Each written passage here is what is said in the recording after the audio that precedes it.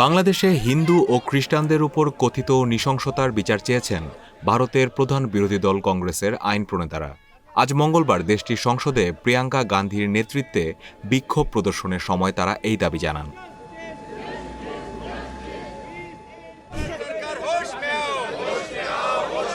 এ সময় আইন প্রণেতারা সাদা ক্যানভাসের ব্যাগ নিয়ে প্রতিবাদ করেন, যার গায়ে লেখা ছিল বাংলাদেশের সংখ্যালঘুদের পাশে দাঁড়াও। তারা উই ওয়ান্ট জাস্টিস বলেও স্লোগান দেন। প্রিয়াঙ্কা গান্ধীকেও সংসদে একটি হাত ব্যাগ নিয়ে যেতে দেখা গেছে, যার উপর লেখা ছিল বাংলাদেশের হিন্দু ও খ্রিস্টানদের পাশে দাঁড়াও।